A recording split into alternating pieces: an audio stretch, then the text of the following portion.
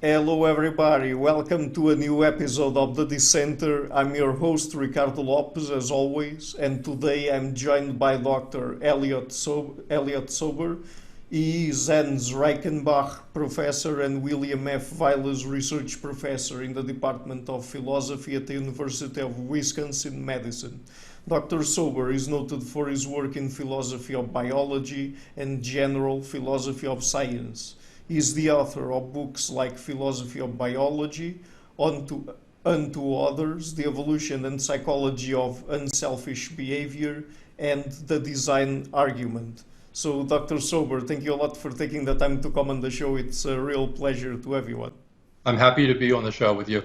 Okay, great. So, our conversation today will revolve mostly around group selection, what it means, how it works, and then behaviors that we usually associate with group selection, like for example, altruistic behavior and things like that. But let me just start with a question that I think is very important because every time I get someone on the show to talk about group selection, there's always some disagreement to start off with about what is a group. I mean, from a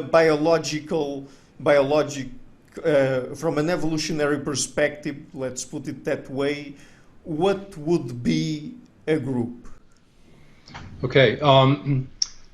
The definition I like is something that was invented by my friend and co-author David Sloan Wilson. It's the idea of a trait group, which I'll now explain. So suppose we have a group of wild dogs that hunt cooperatively. And the cooperativeness of each individual is a trait that they each have. And what makes those individuals in that group a group, in the sense relevant to units of selection, is that the fitness of each individual in the group is affected by whether the other individuals cooperate or do not cooperate. That's what distinguishes that group of individuals from a mere collection of individuals that are each living independently of each other. They may be spatially close to each other, but they don't count as a group in the relevant sense for group selection. Mm-hmm. Yeah, and I mean, when we talk about a group, the individuals that compose the group, they do not necessarily have to be genetically related to one another, like happens with, for example, in the case of kin selection, right? That's correct. They don't have to be closely related to each other. In fact, they do not even need to be in the same species.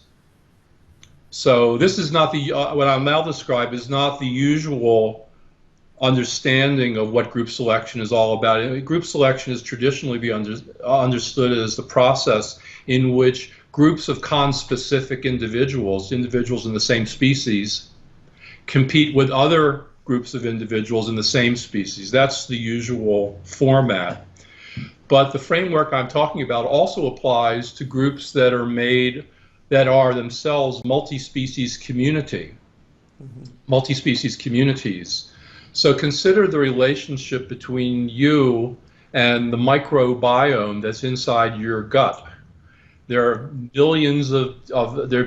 many millions of organisms in there, tens of thousands of different species of microorganisms, and you and your microbiome affect each other's fitness. And if so, that would count as a unit of selection from the point of view of what is usually called community selection rather than group selection, which is usually a term that's restricted to within species groups, single species groups. Mm-hmm. So I think, and please correct me if I'm wrong, that one of the biggest aspects of behavior that people apply group selection to is altruistic behavior. But are there other kinds of behavior that groups that could also derive from group selection? I mean, I would guess that they would all have to operate at a Yes. social level, right? So altruism is certainly, as you say, the central subject that has historically made people be interested in group selection. Yeah, Historically, that's why Darwin brought up the theory in the first place, and yeah, subsequently too. Um, and altruism, the way it's defined in evolutionary biology, is the following kind of trait. It's beneficial to the group if you're altruistic, but it's bad for you in terms of survival and reproduction if you're altruistic. So altruism is good for the group and bad for the individual altruist. And symmetrically, the way selfishness is defined is that it's bad for the group if everybody is selfish, but good for the individual to be selfish. mhm, So the way in this traditional definition, you're talking about, and then the way that it then gets developed by multi-level selection theory is that group selection will cause altruism to increase in frequency. Competition among groups will be such that groups of altruists will outcompete groups of selfish individuals. But if you look inside of a group that contains both selfish and altruistic individuals, the selfish individuals are doing better than the altruists in the same groups because the altruists are giving away benefits to selfish individuals. The selfish individuals are getting those benefits, but are never paying the cost of making altruistic donations themselves. So the picture that I just described is group selection favors altruism. Individual selection, that is selection within groups, favors selfishness. You have group and individual selection pushing in opposite directions. The one is pushing altruism to increase in frequency. The other is pushing selfishness to increase and therefore altruism to decline in frequency. So they're opposing forces when you're talking about altruism and selfishness. Okay, so now I can answer your question. Yes, there are traits that are not altruistic where it's of interest to see how group selection affects their evolution. The simplest example of this, which is not the only example, the simplest example is a trait that is both good for the individuals that have it and also benefits the groups in which it occurs. And there's an example of this that I describe in my book, Did Darwin Write the Origin Backwards?, that Darwin came up with. He talks about human groups and the trait of technological innovation. And his idea is that to be an innovator in a group is good for you because you're prestigious, you get benefits by being innovation, but the members of your group learn from your innovations and copy them, and therefore the group is better in its competition with other groups which lack innovators. So that being a technological innovator, inventing a new axe or a new plow, can be good for the individual and also good for the group, and therefore it's favored by both group and individual selection. So that's one sort of simple example where group selection can play a role in a trait's evolution, even though it's not being opposed at the individual level. mhm. I could describe a little bit more complicated example, but maybe that'll be sufficient for now. Okay, and when it comes to group selection, do you agree that there are two different kinds? I mean, that we have on the one hand genetic group selection, and on the other, at least for the species that have this trait, that have uh, cultural group selection. Do you think that there's that distinction and that both exist, or do you think that's Well, a confusion there? Well, they are different. Let's call one of them genetic and let's call the other cultural, and those are distinct. And you can have each of them without the other, so they are really distinct. But to me, it's not that there are two kinds of there are two definitions of group selection. There's one definition of group selection, Sure. but what's different here is how individuals transmit their traits to the next generation. Hmm. One way is to have genes passed from parent to offspring. Another is to have ideas passed by culture and teaching and learning from one generation to the next. So there's genetic transmission and cultural transmission. There are two modes by which one generation influences the traits of another, two modes of inheritance, if you like. But there's one concept of group selection that applies to both of them. Mm-hmm. Yeah, I'm not sure if I'm going to be able to articulate this question correctly because it's a bit complicated. But I mean, let's say that we have group selection operating on a particular group, and then that group is more successful than the other. I mean, probably the traits that are the most successful will increase in frequency over time in that group that transmits those kinds of successful behaviors, right? So are you talking now about cultural group selection or individual group cultural group selection or genetic group selection or both?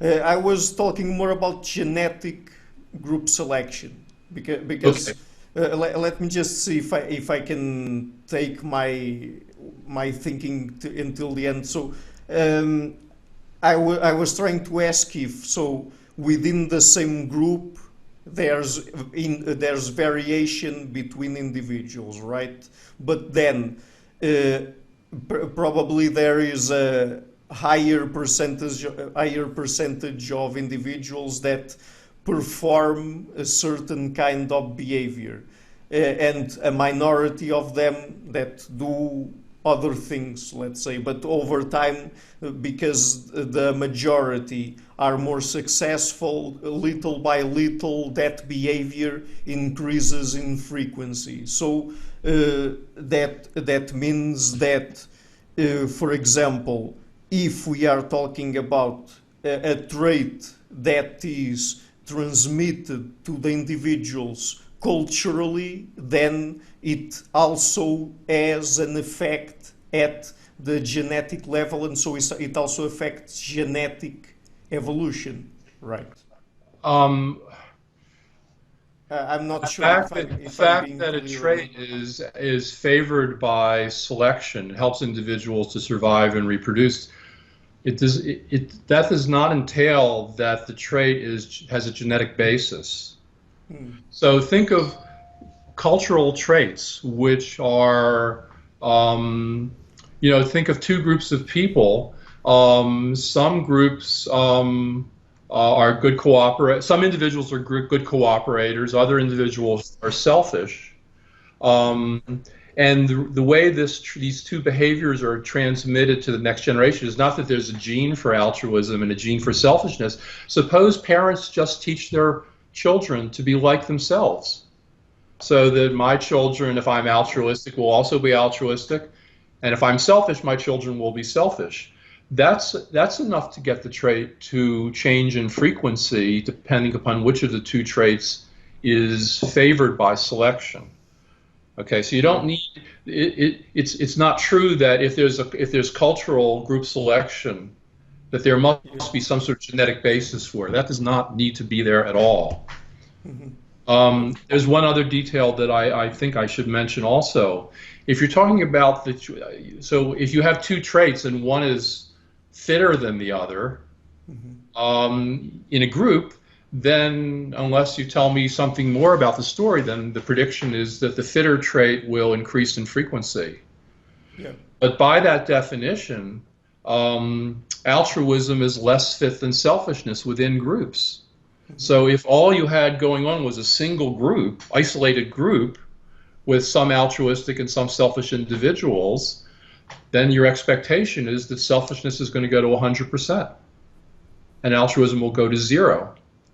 And if I had suppose I have not just one isolated group, but 100 isolated groups, well, the same sort of process will occur in each of those isolated groups, and selfishness will disappear from the 100 groups as a totality. So the question then is, well, so how can altruism evolve then? Well, the groups can't be isolated from each other. They don't just sit there and with the clock ticking inside and altruism declining in frequency in each generation. You have to have the groups sometimes going extinct and or sending out migrants to form new groups. And then you have the opportunity that maybe altruism can evolve. But if the groups are isolated and static, they just sit there, there's no way that altruism can evolve by group selection. Mm-hmm. I understand. And since we're focusing so much on altruism, are there really genuinely self-sacrificial behaviors that are part of our evolutionary legacy? Because from a purely, I guess, Darwinian or at least from the perspective of our modern evolutionary synthesis, and particularly if we are talking about the gene eye view, or that is a vision that is centered on the gene, it is really hard to explain some behaviors that entail that sort of thing, that the individual self-sacrifices for another one or for a group without any direct gain, even by saving individuals that are not genetically related to it, for example. You're asking for an example in human evolution, correct? Mm-hmm. Yeah, mostly applied to humans. Okay, because there are other, of course, other examples one could look at here. Yeah. I think what's a little difficult here is well, let me just stop that. I don't want to go there. Darwin has a very good example in The Origin of Species, where he talks about the norm of self-sacrifice in wartime. He says, brave men in times of war come to the front and risk their own lives to defend the group. And he says it's very doubtful that these brave men are more reproductively successful than the men who hold back and don't go to war. But group selection is a process in which groups of cooperators will outcompete groups of selfish individuals. Mm-hmm. And Darwin thought this was a key to understanding why cooperation and self-sacrifice are parts of the norms of pretty much every society that's ever that we know about. It evolved. How did it evolve? He thought it evolved by group selection. Now, people who don't like the idea of group selection will say, well, Darwin said that, but it turns out the groups were historically made of individuals who were very closely related to each other. And somehow that makes it cease to be group selection. I disagree with that. I think that group selection can occur in groups of relatives and groups of non-relatives. Let me give you an example. This is a real case in anthropology, in which the groups are not closely related to each other. So there was this classic example in 20th century anthropology of the ongoing struggle between these two tribal groups in Africa called the Nur and the Dinka. One of them were extremely good cooperators in wartime. The others were very disorganized, isolated hamlets from each other, and the cooperative group triumphed. One of the ways warfare worked between these two groups was that kidnapping took place, and individuals were routinely kidnapped from one side and brought into the other side, and children, and raised to be a part of their new group, and they became Nur and Dinka by adoption. Now, these are not groups that are defined by genetic relatedness. They're defined by a cultural norm that they're living together, they're helping each other, or they're living together and being selfish with each other. But the idea that human evolution is all about these genetically isolated pockets is probably radically wrong. There's been a giant amount of migration, sometimes voluntary, sometimes involuntary, as in the case of kidnapping. This is part of human history. It doesn't mean that it shows the limitation of thinking that group selection can only cause cooperation to evolve when the groups are made of very closely related, genetically closely related individuals. Mm-hmm.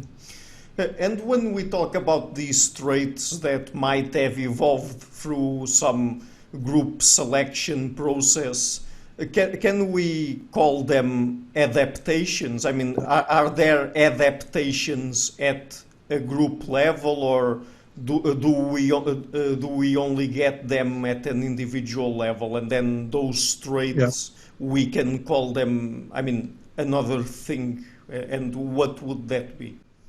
Well, let me try to answer your question by telling you my definition of adaptation. Yeah. So, as a trait is an adaptation, just means that it became common in the system that you're talking about because there was natural selection for that trait. Okay, and then I can tell you what group adaptation means. It means that the trait became common because there was group selection for that trait. Yeah. An individual adaptation means the trait became common because there was individual selection for that trait. So yes, I think there are group adaptations. That is, there are traits that have evolved in human history and in many other species as well, because there was group selection favoring that trait. Yeah. And if there's some trait that we've acquired through group selection, I mean, let me reframe the question. If we have group selection, if group selection is real, at least for explaining why some traits have evolved, it doesn't really trump or replace other levels of selection, like the individual one and others, right? Absolutely. So the framework that David Wilson and I like, we call multi-level selection theory. Group selection is just one level. We have the idea of individual selection is also there. There's group selection. Above, within species group selection, there's there's community selection, where the groups are multi-species communities. And then also way down below the individual level, there is intragenomic conflict, where the genes within a single organism compete with each other. So but forgetting about the community selection, we have the basic idea that we have is three levels: group selection, where you have groups of conspecific individuals competing with other groups of conspecific individuals. Individual selection means that individuals in the same group compete with each other. And then intragenomic conflict is a situation in which the genes inside of a single individual compete with each other. Cancer is an example of that. Cancer cells replicate faster than normal cells in an organism's body, but that's bad for the group of cells, bad for the organism. I understand. And I mean, you mentioned community level selection. I know that there was a time, I'm not sure who was the person that proposed this, or if it were several people. There was a time where people talked about or proposed that there also could be species level selection. Do you think that proposal has any merit or not, and why? I'm not up to date on the literature in this, but what I remember from the 1980s was Steve Stanley's work on this and Stephen Jay Gould's work on this. And the idea of species selection is that suppose we start with two species, and the first species speciates faster than the second species does. So if you look forward in time, you'll find that this species has 100 descendant species, and this species has only 60. And the reason there are so many, let's call this type A and this type B, the reason you have so many A species and so few B species up here later in time, whereas you start with half and half A and B, is species selection. So it's selection for the ability to give birth to new species. That's the special wrinkle in the idea of species selection. It's very different from group selection as traditionally understood, which isn't about speciation at all. Remember, in traditional thinking about group selection, you have a single species, individuals live in different groups, and the groups compete against each other. There's no speciation event going on there, you see? So the species selection idea was a very new idea when Gould and Steve Stanley and other people put it on the table. Now, what I don't know about is whether there are many sort of real-world cases that are plausibly interpreted as results of species selection. It may be that, I don't know. It may be that it was a speculation and that it failed to turn up, that people failed to find evidence for it, or maybe there are 100 different examples that have been developed. So I've kind of lost track of the literature. I haven't followed that literature. Okay. But conceptually, it's interesting that species selection is different from the usual understanding of group selection. It deserves to be thought of as a different category. Mm-hmm. So I think that one of the claims that people that oppose group selection, particularly at the genetic level, bring to the table have to do with the fact that they say that phenomena like kin selection and reciprocal altruism would be enough to explain the level of altruism that we usually find between humans. So do you think that those two mechanisms, evolutionary mechanisms, would be enough to explain these behaviors that we are talking about, or not? Well, as I mentioned, I think there are plausible cases of group selection where the groups are not made of closely related individuals. So that's not kin selection anymore. Yeah. So let me just stick with that side of the question. Also, there's a separate point here. So there's first of all the cases of group selection where the individuals are not closely related to each other. There's also the case in which it's important to realize that kin selection is group selection where the groups are made of close relatives. So to me, kin selection is not a different category. It's group selection where this special feature is present, namely the individuals are closely related to each other. So I don't regard kin selection as an alternative to group selection. I think it's a kind of group selection. I should mention here that Hamilton, the inventor of inclusive fitness, Maynard Smith was the one who invented the idea of kin selection, but Hamilton very early in his career recognized that that the idea of inclusive fitness, which talks about genetic relatedness, he came to realize that genetic relatedness is not essential for the kind of process that he was describing. What's important is that altruists interact with altruists and that selfish individuals interact with other selfish individuals. Whether the altruists who are interacting with each other are siblings or not related, and the selfish individuals who are interacting with each other, whether they are siblings or not related, is irrelevant. It's correlation between similar individuals interacting with similar individuals. That's the key to getting altruism to evolve. So the whole idea that inclusive fitness is all about genetic relatedness, Hamilton in the 1960s realized that that's a mistake. The first examples he was thinking about were similarity owing to shared, being closely related genealogically, but he recognized that that wasn't essential. So kin selection, by his own view, kin selection is just one example of how his idea of inclusive fitness applies. Mm-hmm. Yeah. And because back in the 70s, particularly with prominent people like Richard Dawkins, the gene-centered approach became very prevalent, and probably it's still the dominant one nowadays in evolutionary biology. Do you think that... I don't agree. It depends where you're talking about. I Oh, think that in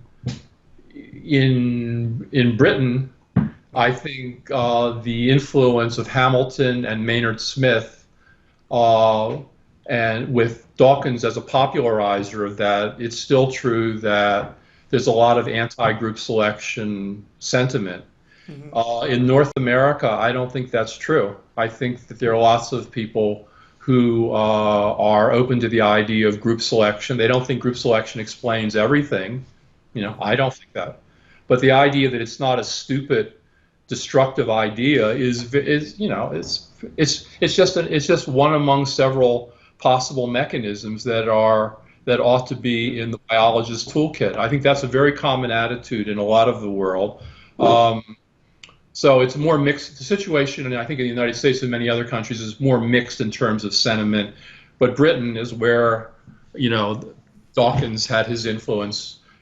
The influence, by the way, was not by his own research, but by his popularizing the research of other. But Yeah. that remains a dominant thing. Hamilton, especially being, and Maynard Smith also being. Those are the two architects of the anti-group selection picture in Britain, I think. Yeah, thank you for the correction. But the question I was about to ask is if the sort of gene-centered approach, if it doesn't have some limitations or drawbacks, because it makes people too centered on the gene, and then I mean it's hard to move up from there in terms of the rationale that people apply when they focus on the gene as the unit of selection.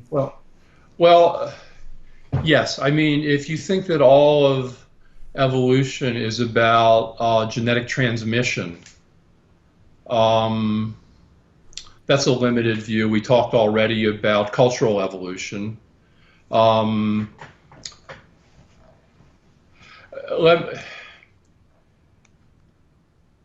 you can be the old. There are plenty of group selectionists who agree that the gene is the mechanism of inheritance. Mm-hmm. So it's not what it's. I mean, it's not true that if you think genes are really important, that you'll be against group selection. Many group selectionists think the gene for altruism has evolved by group selection. There's no contradiction in that. It's a very standard view. Um, Another comment relevant to I think what you're asking about. I think of the way Dawkins used the idea of genic selection, of the gene's eye point of view. He wanted it to be anti-group selection, and that was part of the idea. But the idea that it's genes that change frequency is not an anti-group selection idea. Of course, genes change frequency. That's what evolution is. And sometimes they do so because of group selection. So the limitations that I see coming out of Dawkins's and Maynard Smith's idea, not Hamilton, because as I mentioned, he changed his mind a long time ago before he died. The limitation is not that it is to think that because you think genes are important, you will ignore the possibility of higher level kinds of selection, like group selection. That's unfortunate. That's an unfortunate consequence of the gene's eye point of view. Mm-hmm. Do you think that whenever we get into these discussions surrounding, for example, selfishness and altruism and how these traits evolved, that the way we frame the discussion derives from, for example, our own folk psychological intuitions that we have about our own and other people's behavior? I mean, that we think that we are more or less selfish or more or less altruistic, or at the academic level, it derives from the historical legacy of what happened, particularly in the last century in evolutionary biology. Well, I think both of these are important influences on the way people. So, if you teach in a university and you're introducing this subject, to undergraduates, which I'm going to do this fall, remotely and synchronously, by the way. Yes, you have to. There are two kinds of influence. There is the ideas in the popular culture of your country about whether people are inherently selfish or are sometimes good cooperators and altruistic. There's that set of attitudes which the students will walk into the classroom with. And then separately, there is internal to the development of evolutionary biology, there are a set of ideas and controversies that will shape what's presented, and the students will react to that in some way or other. So just to help a little bit with that first category, I mean, one of the things that I think is really important in getting students to understand what the biological question is about, the evolutionary question is about, is to get them to see that when evolutionary biologists talk about altruism and selfishness, they're not talking about mental attitudes. Mm-hmm. They think altruism means I care about you. Selfishness means I only care about myself. So organisms can behave altruistically, basically using these analogies. So think of a plant that produces chemical that kills insects that might eat that plant. Yeah. And it drops some of that insecticide on a neighboring plant. Now, biologists will say that that behavior is altruistic. It costs the first plant some energy to produce this chemical. It doesn't come for free.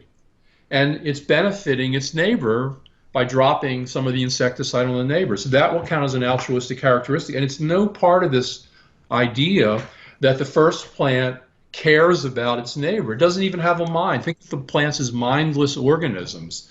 But you can still talk about altruism and selfishness there. So this is maybe the first conceptual step maybe in getting an understanding of the evolutionary problem, which is to separate it from the psychology. Mm-hmm. I mean, I think the psychology can be brought in later, but to start with, you have to think about altruism and selfishness as behaviors, not as psychological motivations. Mm-hmm. I mean, I think the psychology can be brought in later, but to start with, you have to think about altruism and selfishness as behaviors, not as psychological motivations. Mm-hmm. So I remember that in your book and two others that you co-authored with David Sloan Wilson, at a certain point there you talk about the averaging fallacy and how it influences how biologists think about group selection. So could you tell us about that and what is the kind of influence that it has over biologists? Okay, so let's continue with the example of altruism and selfishness, and let's imagine a number of different groups, each containing some altruists and some selfish individuals. Yeah. And here are the two facts about the groups I'm talking about that you want to bear in mind, that inside of each of those groups, the selfish individuals are outcompeting the altruists. Mm-hmm. And the second fact is that altruistic groups do better than selfish groups in their competition with each other. Okay? Mm-hmm. Now, the way I've described it, another way to say what I just said is there's group selection for altruism, between group selection for altruism, and within groups there's individual selection for selfishness. So we have group selection here. Yeah. Okay, just now it's a quantitative question whether altruism will increase in frequency or go down. That'll depend on some details that I haven't mentioned. But just from the beginning, I hope you can see that given the way I've defined group selection and individual selection, and the way I've defined altruism and selfishness, in the example I've described, you've got both group selection and individual selection going on. Mm-hmm. Okay, now I will now perform, and suppose, so let me add one more detail. Suppose that with further details about the example that I haven't mentioned, altruism increases in frequency, mm-hmm. and selfishness goes down in the whole ensemble of these 100 groups, let's say. Yeah. Okay. Here's the averaging fallacy at work. It says, well, look, if you looked at if altruism has gone up in this 100 group ensemble, then the average altruist has to have a higher fitness than the average selfish individual. And because of that, I'm just going to call, let's call them A and S. A has a higher average fitness than S. Oh, well then I'm going to call that individual selection. So there's no way there could be group selection in the example you described because the trait with the higher fitness increased in frequency. Now, I regard that as a fallacy because it means that no matter what evolves, A or S, you're going to call it individual selection by just defining individual selection as whatever actually increases in frequency. If S goes up in frequency, you'll say there was individual selection for S. If A goes up, it's always individual selection. By definition, group selection cannot enter into your description of the process. So there's averaging. So let's take averaging fallacy and break it into pieces. Well, first, why is there averaging? Well, you're looking at these 100 different groups, and you're looking at the fitness of altruism within each group, and then you're computing the average fitness of altruism in the 100 group ensemble. So that's where the averaging comes in. That's not a fallacy by itself. That's just you did the math and you got the correct number for the average fitness of altruism. The fallacy is the argument that since A increased in frequency, it's automatically individual selection that's done the work. But the way I tried to explain it, A is actually selected against at the group level. And if A increases in frequency, it's because of group selection. So the averaging fallacy is the idea that no matter what evolves, it's always got to be due to individual selection because if one trait is fitter than another on average, it's the one that's going to increase in frequency. That's a definitional matter. And by definition, group selection can't cause any trait to evolve, which is a crazy conclusion. And that's why the argument is a fallacy. Right. So now shifting gears a little bit, what was the role that social rewards and punishments played in the evolution of human altruism?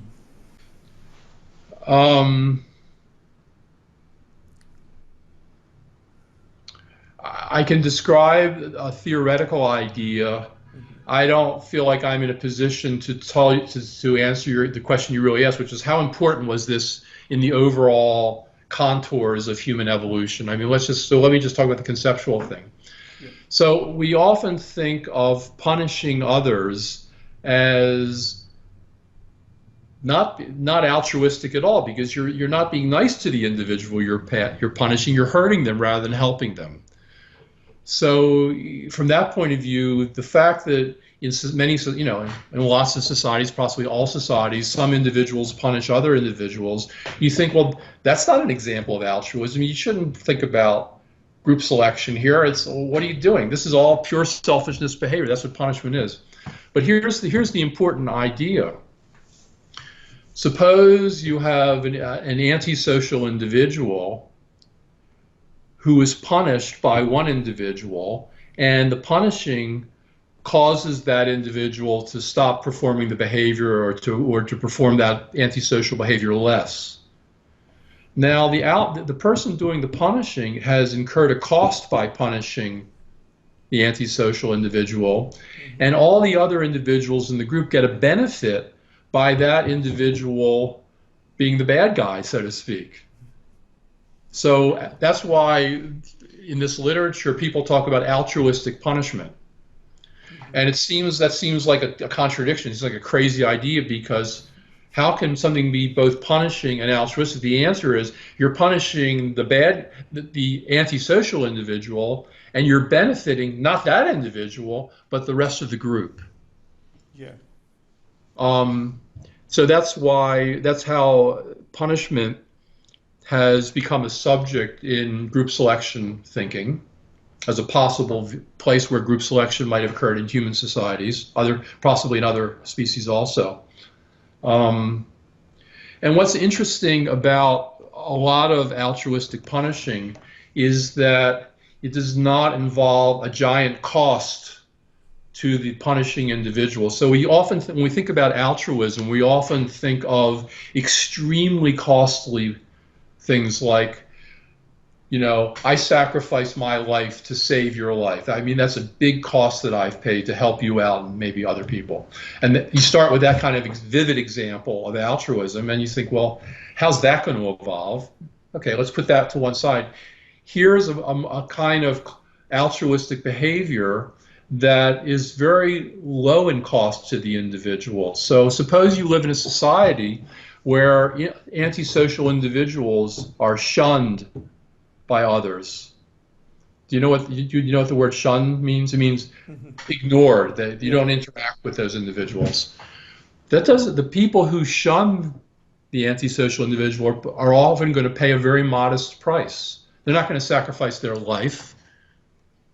And so it's going to be easier to get that kind of altruistic behavior to evolve than extreme altruism, which involves sacrificing your life to help the group.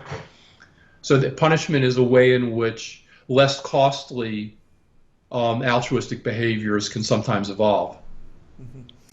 So let's say that us as humans or even other social animals through natural selection have evolved a set of behaviors that they deploy to interact with others, to decide to cooperate or to compete depending on this and that condition or circumstance.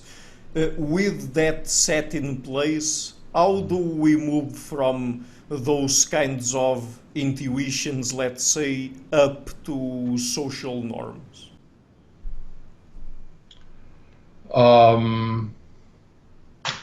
Okay, I'll check back to you on whether I've actually understood your question right, but I think, let me try this. So it's one thing to get individuals to behave, the subject has largely been the evolution of cooperative behaviors. Yeah. And you find cooperative behaviors in many, many species, and not limited to human beings. And when you focus on human beings and you get interested in social norms, it's kind of a new kind of question, because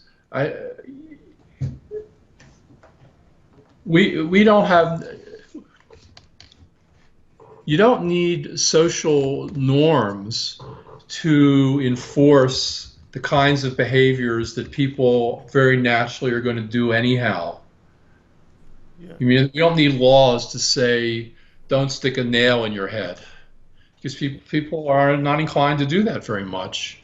And you don't, so one of the interesting things about social norms is why did they evolve? I mean, why aren't we just a group of individuals who sometimes help others, sometimes we don't, and that's it. No social norms, no institutions of law, no religious teachings. So this sort of cultural thing that's really uniquely human is an interesting puzzle. And yeah, and I think that was exactly the kind of question that I was trying to ask, but in other words. So yeah, no, I think that's a really great question, and that's a place where human beings really are unique. And it might be the case that we can explain social norms in the same way we explain cooperative behaviors in species that don't really have cultures, maybe. On the other hand, maybe we need to think about new processes that are going on. Why do societies with norms do better than societies without any norms? I mean, that would be a way to formulate it as a group selection question where you're focusing on the norms. And it'll be interesting to see whether there are some societies which have norms about certain behaviors, whereas other societies, everybody does those behaviors, but they don't need any norms to do them. And that would be an interesting difference to explore inside of the human species. Yeah, yeah, sure. And going back to multi-level selection, and I mean, I'm saying going back to because we've already mentioned it several times during our conversation today. Uh, how do you look at multi-level selection? Is it like some sort of pyramid that starts with the gene as the basic unit of selection, and then it moves up to, for example, I know tissues, and then organs, and then individuals, and then groups, and I mean, what I'm trying to ask is if each level is nested within the previous one, and the ones that are at the bottom pose some constraints on the ones that are above them. Um, yes, there's nesting here. So the three levels that there are other levels to consider. Let's consider the three: intragenomic conflict. That's the competition of genes with other genes that live inside of the same organism, like you or me. Yeah. Then there's individual selection, which is the competition among individuals that all live in the same group. Yeah. Then there's group selection, which is the competition between different groups that exist in a single species. Let's just keep it there. And you see you have a part-whole relationship among these. Okay. Yes, so very definitely the idea of multi-level selection theory is it begins with the idea of this nested hierarchy. Part, whole, part, whole. Okay. I would not want to describe that as saying that that genes are the basic, the most fundamental unit of selection. They are one unit of selection at the lowest level of organization. They're the smallest part that I mentioned in this three-level hierarchy. So it's one unit of selection, and the question is how much of evolution by natural selection involves intragenomic conflict? And I think there's plenty of it, but maybe even more important is the kind of selection that it goes on at the second level and also at the third level. So many of the phenotypes we have are the result of individual selection and group selection, not intragenomic conflict. Mm-hmm. So we have three different levels of selection possible. Which of them are important depends on which traits you're talking about. Which are most important overall is a further question too. Mm-hmm. Yeah, but I mean, for example, isn't it the case that since genes are basically the building blocks of an organism, that the way by which they are organized and the kinds of genes that each species or each individual has impose some constraints on the individual and the group level of selection, because they basically only allow for a limited set of variation between individuals, I guess. I don't think of genic selection as limiting individual and group selection any more than I think of individual selection as limiting genic selection. They both occur, and the outcome depends on quantitative features of the three different processes. Mm-hmm. So I don't put one of them in the driver's seat as opposed to the other. It really depends on the details. And one trait can evolve mostly because of group selection. A second trait can evolve mostly because there's individual selection. And a third can arise mostly because there's intragenomic conflict. Mm-hmm. Okay, I understand. And lots of traits, lots of phenotypic traits evolve because all three of these processes are interacting with each other. Mm-hmm.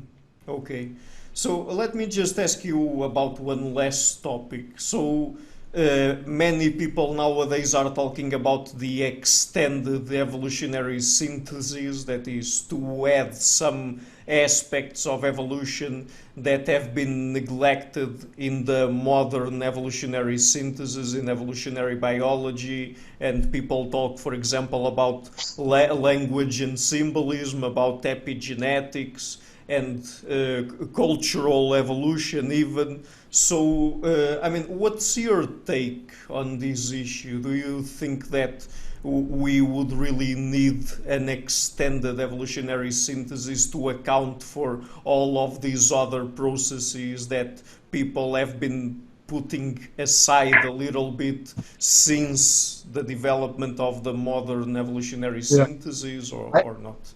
I think of these new ideas as being very important.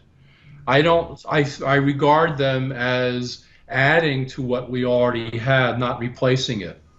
Sure. So sometimes one has the impression that what's being suggested is a revolution in which we throw out this old stuff and just start with this new, more comprehensive theory. I don't feel that way. I feel that it's actually a process of completion and, and adding to what we have already learned. Um, uh, that's what epigenetics is. That's what the study of development is. Niche construction is another example.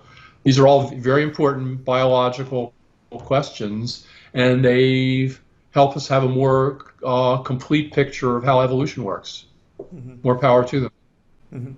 So you don't think that any of these new processes or mechanisms or some sort of phenomenon that people are talking about should be included in the evolutionary synthesis will or would replace any of the ones that we've already studied a lot and are more or I think less well studied? I mean, I suppose you could find people who will say that niche construction doesn't exist, and that claim has to be replaced. And you could probably find people who've once said development doesn't matter, and that needs to be replaced. That's wrong. But I think for the most part, it's just that people didn't attend to these subjects very much, and that was a mistake. And so what we're going to do is fill in the gaps here. Okay. And do you think, I mean, just one last question. Do you think that, for example, things like language, symbolism, culture, and aspects like those, uh, if we include them after we have a better grasp of how they work and the kinds of influences that they have over the evolution of a particular species, in this case they apply, I guess, mostly to humans, that we will get a clearer picture of how different humans are from other species. Like, for example, the fact that we have what we could call a full-fledged language. We have with the syntax and all of those things set in place, and also symbolism and cumulative culture. Do you think that would help us get a clearer picture of our place in relation to other species? Yeah, I agree with you there. Culture and language have created an environment in which we evolve that's different from the environments that other species have experienced, and that's an important. It's like temperature has an effect on what traits evolve. Language and culture have to have that sort of influence, I think, on the way human beings have evolved. So because it creates this incredibly new environment for us. That's a separate question from how did language and culture arise in the first place, which is also very important. But once it's in place, yeah, it's got to be gigantic in its influence. I mean, think of the fact that I mean, in the light of the current pandemic, think of the fact that we live so close together. Hunter-gatherers didn't do that. Yeah. the kind of epidemic that we're experiencing now couldn't have arisen where you had scattered groups. It would wipe out a group and then it would go extinct. Well, that doesn't happen when you have billions of human beings interacting, flying all over the planet. So that's a simple example of how epidemiology is profoundly influenced by the cultural context in which human beings now live. Yes, and that's also interesting because from a group selection point of view, because nowadays we move quite a lot and over longer distances, and there are people from all sorts of origins in all places we can imagine. I mean, the dynamics there are much more complex than they were until, I don't know, 10,000, 13,000 years ago, before particularly the development of agriculture, when we were mostly hunter-gatherers, right? Right. Absolutely. I agree with you. Okay, so Dr. Sober, before we go, would you like to mention any places on the internet where people can find your work? I have a website whose address I don't remember, but I have a lot of my papers and also teaching materials that I use in the classes that I teach that are available there. So that's on the subject that we talked about today. My book with David Wilson, Unto Others, is still in print, so that's something to look at.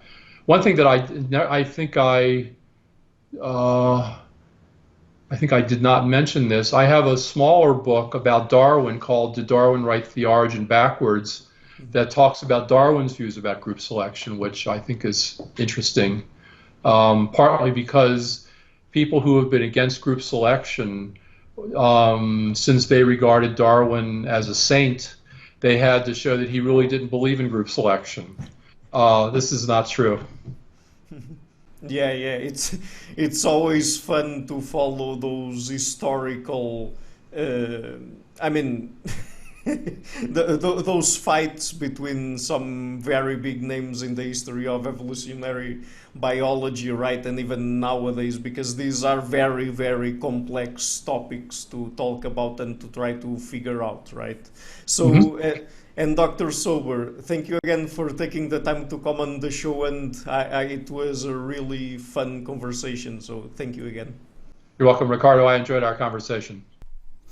Hello everybody, thank you for watching this interview until the end.